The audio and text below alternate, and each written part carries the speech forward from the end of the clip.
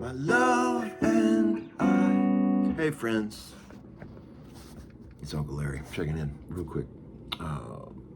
It's what day is it today? Friday. Yeah, TGIF. Just got home a bit ago from the big talent show. It was a raging success. Sweet Leo just crushed it.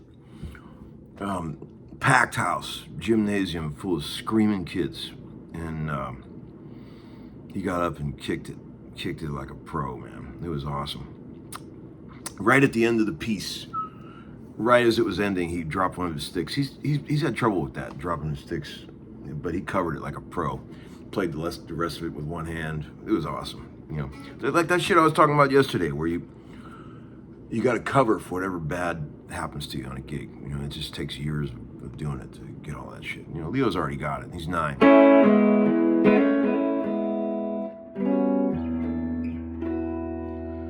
My love and I sitting on the sand. My love and I. That's gonna be my new theme song for the homeschooling program. The new theme. Let's see. Yesterday was a really crazy day. Fuck me.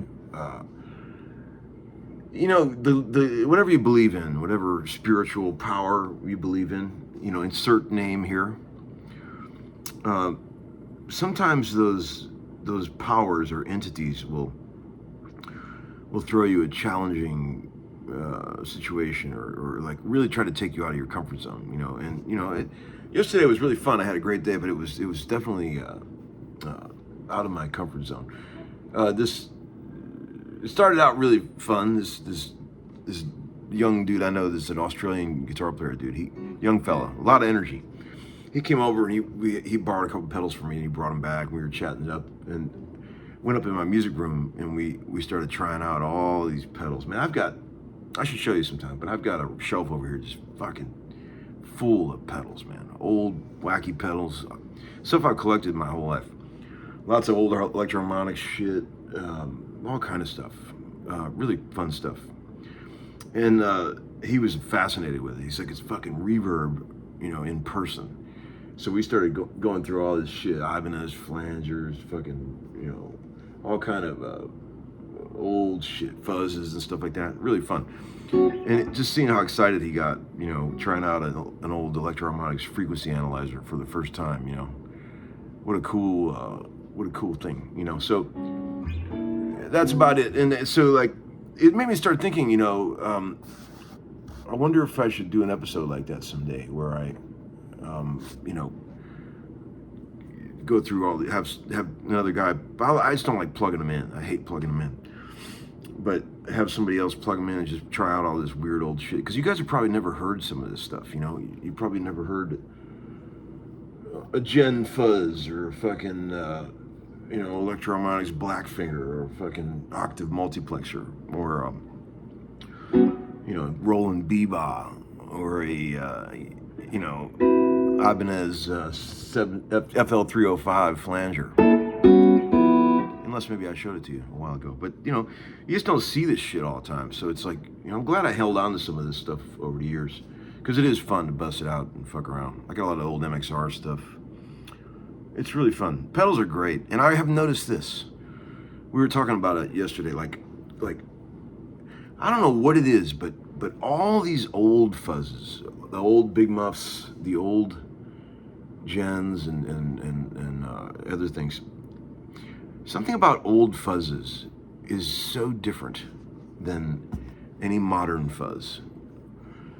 They may be kind of wacky and broken sounding and kind of, you know, unpredictable, but they've got so much character, so much personality. There's a lot of new fuzzes out there that I try, and they sound good, but they don't have any of that quirky, really weirdo stuff going on, you know? Like, for example, this fuzz, this thing right here, I've showed you this before. This is the fucking coolest fuzz of all time. It's a Gen, Italian-made, rebranded Gretsch Playboy. But if you can ever find one of these, fucking unbelievable. Such a cool sounding pedal. You know, I've never heard any modern thing by anybody that can sound like that. I don't know what it is. I don't know if it's because the aged components or whatever they are. I don't know what it is, but they just have so much personality. I've got this old, this old Unifuzz, which is like the same company that made the Univibe, with a free part rolling around inside. You hear that? But man, that thing sounds amazing, and it's just, you know, it's just got so much character. It's crazy. Also, I wanted to bring this up too. Here, I've got, I got a bunch of old Big Muffs, but I've got one of these early triangle ones from like 1969, I believe was the first year, and it doesn't work. It doesn't work. It wants to work, but it doesn't quite work. I seem to remember when I first bought it ages ago, it kind of worked, but it didn't sound right. If there's anyone out there that really fucking knows their shit, and I'm talking really know, I'm not talking about a fucking hobbyist, someone that really, really knows the shit, I would be willing to, you know, pay that person to fix it correctly and change as little as possible of the original circuit to make it work. You know what I'm saying? You know, if you're gonna change a bunch of shit, I mean, I might as well just buy a new pedal. But like, with this kind of stuff, you got to retain the old shit if you can. You know what I'm saying? Everything in life is like that. Sitting in the sand. Should it be sitting in the sand or on the sand? Sitting on the sand, my love and I. It's never gonna leave your head. It's gonna be stuck in your head forever. It never leaves my head. It's crazy. So, there's that. And then after we got done, well, as I was saying about the day getting weird, after we got done looking at the pedals, we were out in my driveway, and the dude looked at the 67 GTO, and he's like, man, I love old cars. I've never ridden in an old car. And I was like, really? I'll take you for a cruise. So we get in the old 67 with GTO, which has been running amazingly. I've been driving it all over hell and back. And sure enough, man, as soon as I try to take somebody out, the thing breaks down. About, a mile or two from my house, the fucking power steering belt just pops off, gets stuck in the fan. It's like, had to call a tow truck, and they're fixing it right now. It's gonna be fine, but that's the thing about that old shit. It ain't like a Hellcat.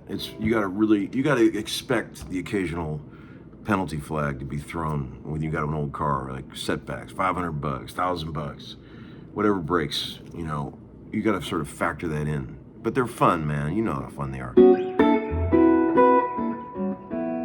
Sitting on the sand. I think on the sand. I think it's better. It's been really great writing with you guys.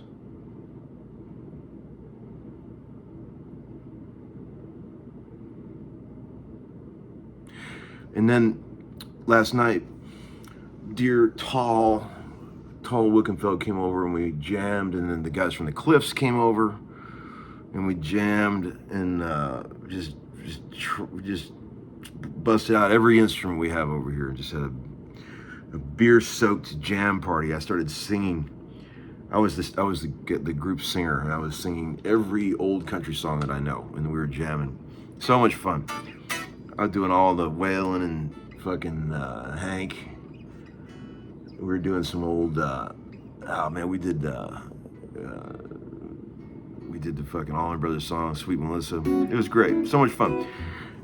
Funny note, did you ever notice on the intro of Sweet Melissa by the Allman Brothers how totally whack the pocket is on the acoustic?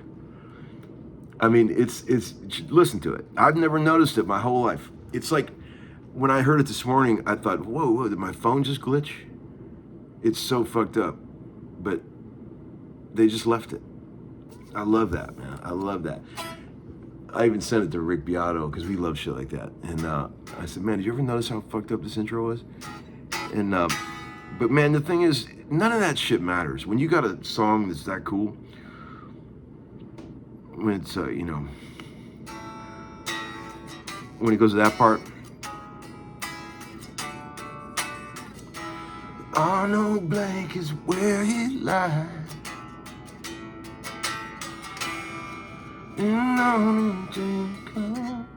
Great bit, man. Great song. But yeah, funny shit, man. A lot of those old records have just fucking tanks of mistakes in them. Full-on tanks. And they just left them in there, man.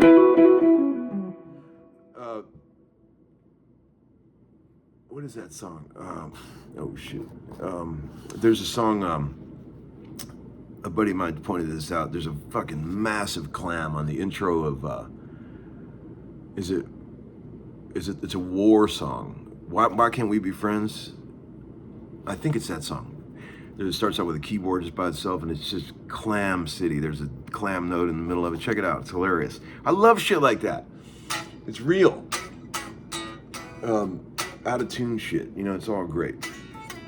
Like Slash's Steel. But it's awesome. All right, quick episode today, friends. That's it for today. Sign up on my mailing list, okay? I'm just going to keep saying that for you because you don't want to miss that 50% off on the course. Of course you don't want to miss out on the course. Hope everybody's doing great. Uncle Larry, over and out.